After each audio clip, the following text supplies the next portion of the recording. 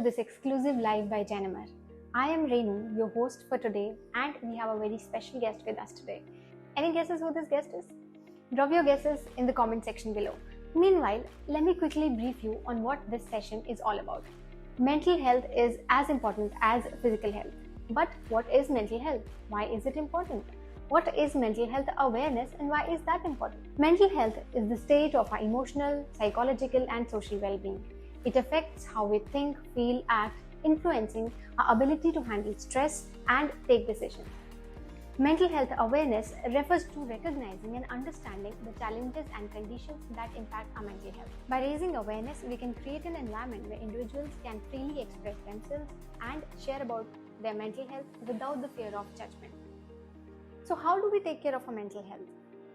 By practicing hobbies, sufficient sleep, yoga, meditation, and medication also at times. But physical exercise is one thing that can boost both your mental health as well as your physical health.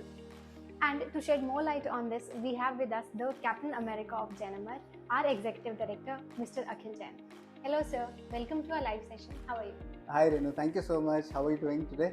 I am good, sir. Sir, we know that the session is about mental health and that mental health is as important as physical health. So what are your thoughts on this? See, to be candid, mental health is the prima facie important thing to go ahead in life, to move ahead in life. If you're mentally very calm, very stable, you end up doing better calculations, you end up waking up at the right time, you end up doing a lot of things in the right manner. If you're mentally slightly disturbed because of maybe peer pressure, maybe because of your work pressure, maybe your family pressure, every other thing around you, around your life takes a toss. Exactly. So sir, we know that you have been practicing running since long. So has it been your childhood hobby or maybe something inspired you to develop this as a hobby? See, when I go back to see my old certificates from school and all, so I've always been an athlete. So I've been always, I have my school certificates from the grade 7th, 8th, 9th, 10th, and I've been running 1600 meters in the school itself and getting medals. So, and yes, post that and before I started coming to office, I think there was a period when you're not sure what you would do, and I have no memory, no record of my running or my being an athlete in the last the time after school and before coming to office. Of lately 2018, when I started in the late 35s, so my wife gifted me a full body checkup. Okay. Right. So uske andar my lipid levels were too high. My cholesterol levels were too high. So I went to the general physician to for my checkup, and he said there's two options: either you go get into a workout or you take some medicine. And I strongly came back to him. Okay, medicines to main kabhi bhi kha lunga. Exactly. Let me take sports, athletics, or workouts as a primary objective. And if nahi kar paunga, then I'll switch to medicines. I'll switch to medicines. So and it was I think 2018 when I ran my first half marathon. Okay. Yes, that's 21.1 kilometers. That's great. So that was my first half marathon, and my timing was about 2 hours and 16 minutes. That was the first time I did it, and after I ran that marathon, it became a passion. So I left my cholesterol, my thoughts about my lipid profile, this and that. It's all gone away, and now it's all about how you are bettering yourself. Good things about sports, athletics, or workouts is that you're not competing with anyone or against anyone. You're only competing with yourself. Exactly. You're only making yourself better than who were you last time. Absolutely. Yeah. So after about 3-4 years of my continuously practicing running, doing a lot of workouts. So this was the first year when I did my personal best of sub 2 hours of a half marathon. That was I did my half marathon in less than 2 hours. Okay, that's great. So which means you've been progressing, right? Yes, I've been progressing, and because of that entrepreneur mentality, you cannot settle with what you've done before. Exactly. So because of that, I did my half marathon, then I did my full marathon, that was 42.2 kilometers. Then I thought, okay, what next? Then I did my first ultra marathon, that is 50 kilometers. That was I think 2022, last year September. That was on a mountain level of 3 by the ITRA score of 2.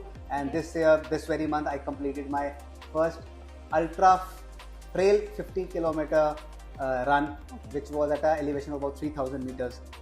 Oh God. It took me about 10 hours completing that marathon. So when they talk about altitude, so is it easier to run or like it's like harder? I mean, obviously when you run up the hill, it is not as rosy as it seems. It is. And yes, what usually happens when we do these long races, so as an athlete, you always have some strategy in your mind. And so general strategy with a lot of athletes is now you divide your race into 3 parts. So the first part is a warm up, second part is the race, and third part is the recovery run. So this is how you complete it. Though by the end of the third phase, you're completely exhausted, your body has given up. And that is such a wonderful experience and such a beauty about this human body that God has given us, that on level of if a normal person would see an athlete like that, it is impossible to run. But the guy who's running or the girl who's running, in spite of his body aching, this pain, it's already exhausted. I mean, imagine I ran for about 10 hours this last week, and what we were eating on the way was bananas or maybe oranges, or maybe taking some electrolytes to keep us running. And it was we were running without food technically. And you're still able to complete 50 kilometers. And I know people who run 100 in one go, 200 in one go. So this is the beauty about the human body. Has this impacted or influenced your family members also? Your passion towards running? See, point is, it's always, you become ambassadors of one particular thing once you are into it. So you always want that if I am doing it, I have seen the benefits out of it.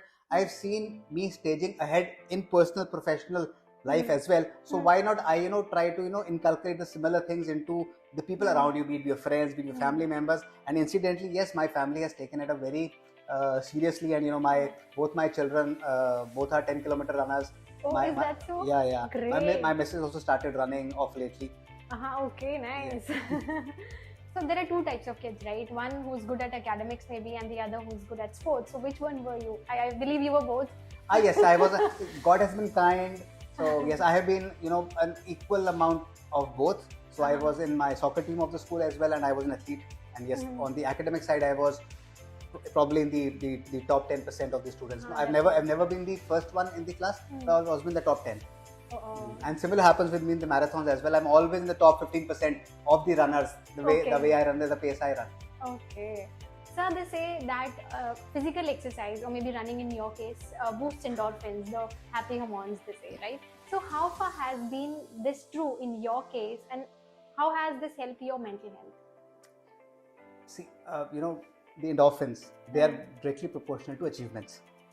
So once you achieve anything, there's an auto generation of endorphins, and then there's an auto generation of happiness. And I tell you, especially with athletic sports or any workouts, you be a gym, you do yoga, you only go for a walk, anything that you set as a goal and you achieve it, those endorphins will be generated in your body, and they lead to happiness, to calm, to patience, and everything. All this combined together leads to a good mental health. Exactly. So satisfaction comes, and then satisfaction, mental peace comes. Peace comes. Yes, and and why? See, ultimately, why we require mental peace? Because we are so much. The life's getting complicated day by day. Normally we go back to probably the grandparents, and they say, we had a wonderful time. You guys are too involved in so many things. Your life's more complicated. And because of this era, this is getting more complicated. So it is all the more important to get back, stop for a while, pause yourself from what you are doing, and look into yourself.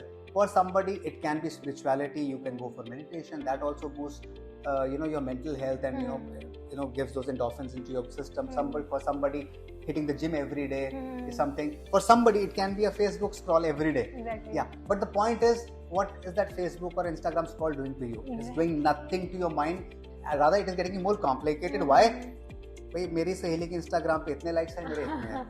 See, but when you're into sports, say for example, you go to a gym and you have to do crunches, and you say, okay, I have to do 100 crunches. You're not competing with anyone. Exactly. You do 100 today, and tomorrow you come, I'll do 102 today.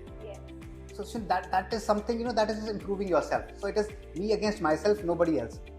That's obviously. So that's the beauty of self-training, as they say. So when it comes to, as you said, Insta scrolling, Facebook scrolling, so that also maybe that leads us to doing excess of it sometimes. And then of course the peer pressure comes. So ultimately, it's not as effective as physical exercise would be. So as far as I have seen, you are the most active person in office. So how do you manage to do that? Like, you have such huge responsibilities on your shoulders. You have such a busy schedule every day. So how do you manage to, find that work-life balance? Again, it comes back to, your daily routine. What time you wake up, how is it scheduled? See, I'm not on that comrade kind of scheduling, but I still have divided my days into certain places, and I cannot compromise one thing for the other. So for example, because of my schedule, because I do my running, my pranayam every day, then I have to do certain japa because of being Jain. So I usually wake up at about 4:30 in the morning to be able to reach the office at 8:30. So I have, again, it's always a running schedule for me. And then obviously the day begins with mostly with running, and the day I get late, so one of the things skips out. Okay. Right. And then that, do you regret that? I mean, because maybe you are a perfectionist, and that's how maybe at the end of the day you're regretting that I couldn't do this. No, yes, there's always a regret, because when you have scheduled certain, you have put certain checkers that I want to complete this today. There's always regret, but then it is tomorrow will be another day. Exactly. So there's the very difference between somebody. See, ultimately, peace, calm, and fanaticism are already different things.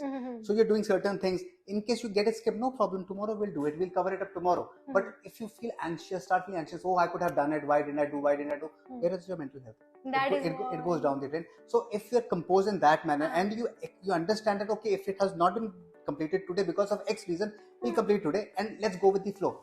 Don't push the entire thing out of context. So if, for example, if my running got skipped today because I was late, I was not feeling well, probably yesterday I came back late from my travel, that's okay, no problem. That's the reason we are doing, we are running, right? So that's the mental peace is the ultimate reason. So that's what I'm saying. So probably, if I said, okay, I wanted to do 10 kilometers today, I couldn't do it, no problem. I'll do 15 next 2 days. Nice. Let me cover it up. Okay. And you plan yourself for that. Many people use this strategy that, for example, if I do well, I reward myself. If I don't do well, I punish myself. I've read about this. Do you also follow any such thing? Or Yes. what are the techniques maybe you use? Yes, I don't punish myself, but I do reward myself. I don't punish myself, that is for sure. Because again, repentance will always take you one step back. I always say, let's go one step ahead. For example, when I started running back in 2018, so after the second year, I thought, okay, the moment I do 1,000 kilometers of running, I'll gift myself a new shoe. And it's not about affordability, it's always about a passion, because you set a goal for yourself and you achieve it. You tell yourself I deserve it. So if I wanted to buy the shoe at 2019 December, for example, and I couldn't complete 1,000 kilometers, I did it in March 2020. Okay. I rewarded myself then. So it's no cheating with yourself. Yes, obviously not. So this is one thing that actually helps. Even I have observed it. To improve your performance, you need to reward yourself. And the very small rewards at time. Very, very small rewards. For example, going to a movie, probably taking a holiday, in case if you want to buy a specific pair of clothes for you, which you've been eyeing for a long time. And normally these are very premium things. For very certain normal things you can do, but for some very premium things, you can always put benchmarks for yourself. It's self-reporting. So there's a motivation, right? See, this is how the world moves on. Otherwise, if there's no goals, no checkpoints, how would you move forward? Exactly. Even in business, in your personal life, for example, as a child grows, you guys are here, then you need to get married, you need to get settled, and the cycle goes on and on. Once you're settled in life complete, then you go towards spirituality or towards helping the society in a different manner. So it is a process. So for everyone, I would say, somebody who has to go ahead in life, these small checkpoints, benchmarks have to be ingrained either mentally or written on a piece of paper. Is very, very important. Okay. So I had once heard you say that there's an 80-20 rule, right? And that was quite intriguing. So do you follow that in your personal life, or maybe in while you pursue your passion towards running? Do you follow that? Is that incorporated here also? It's not incorporated. It's usually this way with everything you do in life. Your 20% time is the most productive of the 80% of the complete 100% time. For example, if there are 365 days in a year, and an amateur runner like me or amateur athlete like me would run only for 20% of the days, and I would still complete the number of kilometers I want to do. So this goes like this always. Okay. So it can be 80-20, it can be 70-30, but the ratio is almost always there. Okay, so is there like an optimal ratio that like it has to be 80-20 only? Is that It generally is. okay? For example, I say observation. if 20% customers give you 80% of your business, Uh-huh, your okay. 20% employees does the 80% productivity. That's the rule. That's somewhere Pattern. it's a universal thing that happens. Okay, so we can call it a pattern, right? It's a pattern. Yes, it's a pattern. You have such big responsibilities to perform. Do you get nervous too? All the time.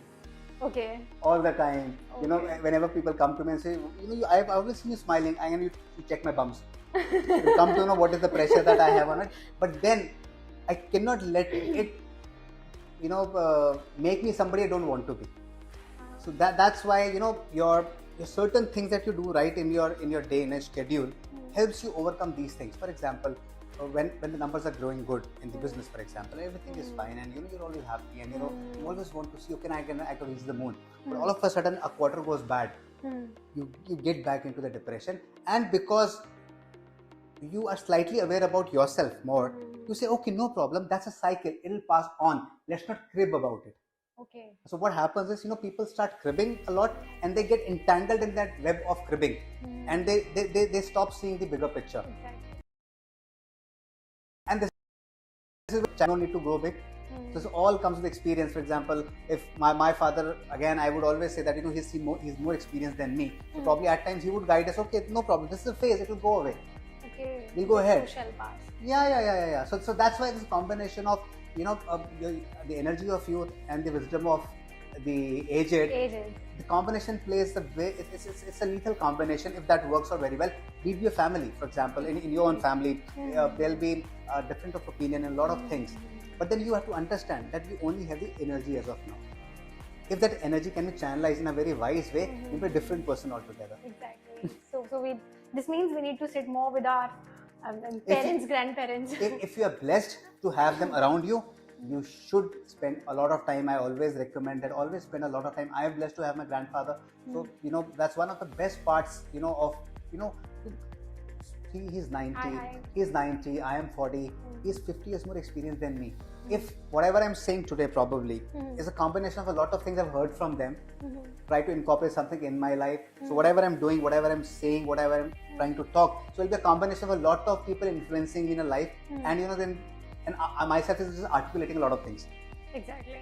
So over all these years that you've been practicing running marathons, so what has been the most memorable experience, if any, if you would like to share with us?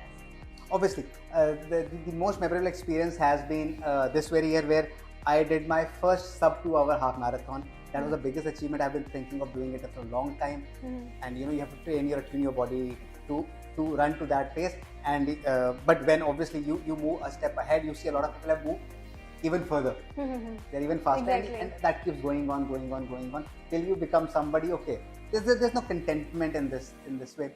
One memorable moment when I do these exercises, a lot of people run with their Bluetooths or their AirPods stick inside their ears, and they'll be listening to music, somebody's listening to maybe Hanuman Chalisa or whatever they're doing. I always say that let's do one thing at a time. Okay. Why we're mixing two things? Say if you're doing Hanuman Chalisa, for example, there's a decorum of how you want to do it, because the attention you want to give to a particular deity or a particular cause, that's important. And when you're running, your focus is something else. You want to think about your breath, you want to think about your form, you want to think about your stride, and then we entangle ourselves with a lot of things put together. That is also one reason of stress in life. So what I did, I was with one of the Jain saints last 3 years back, and I asked him, which is the best part of what's the best moment in your entire journey.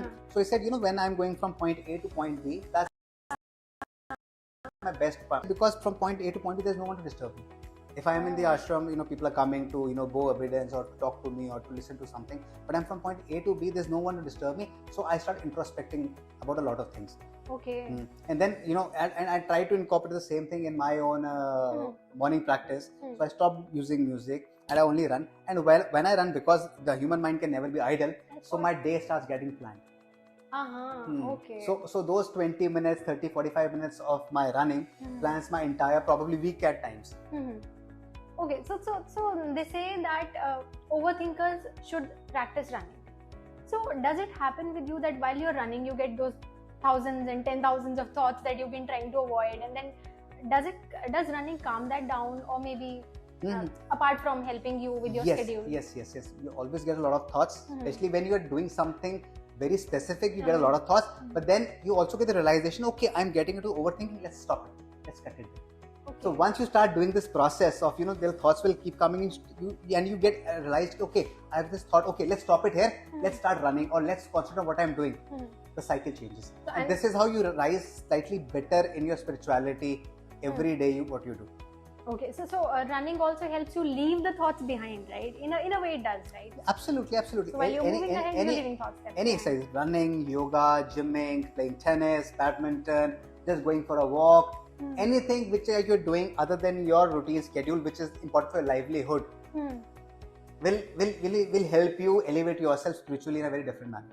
Okay, so I have heard that mental, so there are two ways, right? Either you do yoga, meditation, kind of introspection, or maybe you can practice physical exercises. I have heard, as a kid, I had heard that mental exercises are much easier and better. Do you also think that? It all depends, every God has made everybody in its unique way. It all depends what suits you as a person, what suits you as your circumstance. For example, probably if you start from your home at 6 in the morning and you have to reach there's a 3-hour journey to your office, you cannot do any physical exercise. You have to do something else. So it all depends on the demography or situation of where you are. If we have time, yes. So a physical exercise always makes you physically fit as well. Exactly. So that is one important phase, and especially with the kind of food we are consuming, packaged food, the kind of environment we are living, where, for example, a place like Gurgaon, which goes up to AQI 480 to 500 at times. So this physical fitness is really important, to have that longevity. And I would rather say that, probably if God be kind and say I cross that age of 90, I'm still healthy, I'm still walking on my own, I'm still fine. So that is something, that has actually inspired me to start taking up certain physical things today that maybe I would be slightly better than a lot of other people of my age at that very time. You would be. You're a runner. No, so see, I tell you, this one thing in life you can never predict. It's about your health and about your longevity. But you can always take the right steps toward it if you understand it today. A lot of people wake up very late. So I've seen people who start doing it at 50, 60, but that's okay. Enlightenment can come at any age, at any time. It is not important. You can never compare two people together. हर किसी का enlightenment cycle अपना है. आपको आज समझ आ रही है, मुझे कब समझ आई, किसी को कब समझ आएगी. अब ऐसे थोड़ी है कि हमारे साधु आज भी कहते हैं the saints and sadhus, especially they go to Himalayas and to meditate. उनको भी 25-30 साल लग जाते हैं एक लेवल तक पहुंचने के लिए. So embrace your own journey, right? Embrace your own journey. So, for example, if somebody is running for 10 years and I'm running for 5 years, how can I compare myself to him? It is next. It should not. Everything will take its own sweet time. Okay. I always say, there's no shortcut to success. There's no shortcut to go ahead. You have to pass a lot of steps towards your goal. And then for that you have to be through it. You have to face it. You cannot just sit and think I'll do that and one fine day I'll be at this maybe position, right? Obviously, I tell you, when I ran for the first very time, I said, okay, I'll do a sub 4-minute half marathon and I'll be like this. My pace was 7. Because mentally you cook up a lot of things, but when you actually go in the ground and do a lot of things physically, it is very, very different. And then you realize, okay, that pace of 4 is important, but I will take my sweet journey to reach that pace. It cannot happen overnight, and if I not put hard work, I will never be able to reach there. It cannot. I can sit idle. I keep dreaming. I keep doing a lot of notes on my textbook, and my pace becomes 4. No, it's not possible. You have to work towards it day by day, hour by hour, month by month. All depends on how you're placed in your personal or professional life. Okay, so work hard for it, but don't stress over it. Overstress is never recommended. Let certain things go. I always say, my social media handle always say, let's go with the flow. A lot of things, what happens, the problem happens when you get stressed is when you want to control a lot of things. Once you start letting go a lot of things, life becomes easy, because a lot of things, it's an ecosystem of magnetism. Why probably you might know me one day and you might not know me one day. Sometime एक नया आदमी आता है, आपको लगता है ये आदमी अच्छा नहीं लग रहा, और एक आदमी लगता है इसका वाइब बहुत अच्छी है, मेरे को इससे बात करनी चाहिए. ऐसा क्यों होता है? This is the power of magnetism. This something this ecology has created. So you at times you have to go with the flow. छोड़ दो, हो जाएगा. बहुत चीज़ों को कंट्रोल करके रखेंगे. नॉर्मली क्या होता है, आज पेरेंट्स अगर बच्चों को बहुत कंट्रोल रखते हैं, बच्चे हाथ से निकल जाते हैं. अगर आप उनके साथ कंफर्टेबल, कोई बात नहीं, बच्चों ने करना ही होता है. We also did the same thing. What probably my kids will be doing, but I have forgotten what I have done and I'm scolding. Reprimand. Don't think, but you didn't do it. I mean, you also did it, na. And today, if you have been able to be a slightly better version of yourself than you were before, they'll also be a better version of themselves what they are today. Okay. Let's go with the flow. Okay, so I had read on your LinkedIn profile once that the one who believes in faith, for the one who believes in faith, nothing can go wrong. When did you realize this? And how has this helped you? I'm sure it has helped you. It helped me, to be honest. How, like, what was the moment that? Back in 1997. Okay. Okay, that's that's something that's inked in my memory. Obviously, I'll not be able to explain what happened to me, but that was, that 1 second or 1 spur of moment at times comes in everyone's life. It can come prior, it can come now, it can come later, but that one moment always comes, which actually you see changes your thought process. The moment that thought process changes, your life goes on a different sphere, and it keeps happening with you every time. For example, the earth has so much of, there's the hemisphere, stratosphere, this sphere, and and whenever you want to go one sphere ahead, so there'll be a thick layer of clouds, so you have to flutter a lot to cross that. Exactly. The moment you cross it is again vacuum, and where you can very easily cruise through. So this is how life goes on. So every stage of life, either you will experience something, or you will get some mentors, or you'll get some peers who will keep helping you. Okay, beta chal, koi baat nahi. I remember my first half marathon. Yes, it's a fantastic thing I remember now. My first half marathon, 42.2 kilometers, and at about 30 kilometers, I was about to give up. Okay. Akhil, you cannot do it. I mean, let's quit. Okay. Let's quit. Another runner, a total stranger, he saw me that I was struggling. He started talking to me, and we kept running. For 5 kilometers, we were talking and running, and I knew what happened. And I went past him. And I think another 3 kilometers to the finish line, I could see that there's a finish line, and I'm again struggling and saying, okay, nahi hoga, chhod dete hain. So your t-shirts have your names written at the back. Another stranger comes, piche naam padta hai, Akhil, 3 kilometer reh gaye beta, chal. You finish it. So how I take it to your personal or professional life is, at a lot of times in your personal and professional lives, you feel bogged down. You said, okay, it's enough. I cannot go on. I have to quit. Either your friend, your colleague, your relative, your parents, your friends, somebody out of the blue comes down without you even asking and say, okay, Renu beta, koi baat nahi. Jhagda ho gaya, koi baat nahi. Calm down. Kal dekhenge. And life moves on. So this is how it goes. That's how we say God sends his messengers. Yes, and again it corresponds to what I write as faith. Yeah, faith. That's faith. Faith is not about following a particular god or religion. Faith is about an experience that you want to say, okay, whatever is happening today is fine. I deserve it. At times, the kind of disposition I am, at times I get a lot of respect on certain forums, and at times I don't get that kind of a welcome at times. And obviously you feel, okay, why? Then you say, okay, why? Let me improve myself a little. Okay. And let's be there. Okay. So since we're talking about mental health, I have seen people stress about karma. So if something bad happens to them, they'll be blaming their karmas, their past activity, whatever they've done in their past and all. And then I know about your spiritual inclination of mine.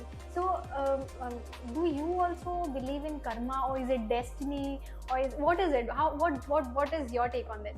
A lot of things are destined. I do believe in destiny, but then I always say that even if you're destined to be rich, sitting at home will never make you rich. You still have to work towards it. So blaming your karma is never the solution. The only solution is to work towards improving your karma. Okay, so whatever you're doing, leave behind. See, it's very easy to put a blame to somebody else. I always say to a lot of it, it's very easy. I could have done this if this had been right. I could have done this if this had been right. But you go back to the mirror and start talking to yourself. What's happening today? If people are even not true to the mirror, they're even artificial when you're talking to themselves. Exactly. So this is the problem. So once a mirror is the best friend you can have. So I always think per se by myself. Even if in a large ecosystem, there are people who might like you and people who might not like you for certain reasons, probably. If I realize that somebody is not liking me, it's not because of him or her, it's because of me. I have to improve myself. I have to be more likable. Okay. And if you self-correct, if you have a thought of self-correcting yourself, probably you'll have lesser problems in life. You'll be more comfortable with whatever is happening and whatever life is throwing at you. So eyes on improvement. Yes. That's the self-improvement is the first key. Okay. So and improvement starts with oneself. Oneself. Yes. Okay. Charity begins at home. Improvements begins by yourself. Yes. In spite of I ask saying that Renu has to look better. You should start looking better yourself. So if your eyes are like that, you will see the world is like that. For example, I always say you go to a garden or you see a flower pot with rose. So the rose has the red rose, they have the leaves, they have the thorns, they have the mud, they have the pot. Everybody will have a different inclination towards the things. Somebody would see a rose, somebody would see a thorn, somebody would see this. This is your mind, how your mind is attuned. And somebody who's only seeing a thorn will have a very different mindset of somebody who saw a rose. So back to what you said on your birthday, that it's the way you perceive it. It's the way you perceive it. Yes, it's half full, half empty is the way you perceive it. So not everybody maybe would like to, take up running as a hobby. So what are the other means of ensuring mental fitness? The suggestions that you would like to give to our audience? So the first thing is, you have to start waking up before sunrise. This is one advice I will give. Try to give everyone, whosoever is some late bloomers in the audience, probably in the world. I would always say, let's wake up when the sun goes up, because this is an ecosystem that has been created by this mighty universe. How your body reacts to certain things is external. The moment the sun comes in, your enzymes work in a different very manner. The sun goes down, enzymes stop working, digestion goes down. The sun goes up, digestion goes up. So a lot of things happen with the concept of sunrise. And so ideally, what is actually said is you do your yogas, your walks, your running, your spirituality in the Brahm Muhurat, which is just before sunrise, right? And the moment the sun rises, you have to get into action, because this is what it shows. Okay. So I would say so every time people come to me, I'll do it tomorrow, I'll do it day after tomorrow. A lot of things. Probably even going for a walk. I always tell everyone, okay, if you wake up at 7, try waking up at 6:50. No need to wake up at 7. Try doing it at 6:50. Give that 5 minutes to yourself today, and probably if it kicks, you'll automatically start taking that time from 5 to 10 to 15 to 20 to 20. So the first time I ran was 3 kilometers or maybe 18 minutes. Today I can run 10 hours as well, and God willing, everything goes fine. I might be one day I'll be able to run even longer runs. But you have to again begin small. Take baby steps towards what you want to achieve. You cannot. It's not like I cannot walk. I'll only swim. So start 1%, as you said earlier. Yes, it always has to be. These are certain universal facts. We all understand. We all know. But we cannot actually correlate it to what we are doing. These are all universal facts. We stop 1%. Start 1% at a time. Grow by 1% at a time. This is the universal truth. Okay. Thank you so much, sir, for sparing the time for us today. It was great having you with us. I'm sure the insights you shared are going to help us all. Yeah, thank you so much, Renu. It was wonderful having you guys with us. Anything you want to ask more about my personal or professional life, you're most welcome to come back to me on my LinkedIn or my social media handle. Thank you so much. So thank you all for joining us today. Let's break the stigma, support one another, spread awareness, and prioritize mental health. Until next time, stay healthy, stay fit. Take care. Hi all, welcome to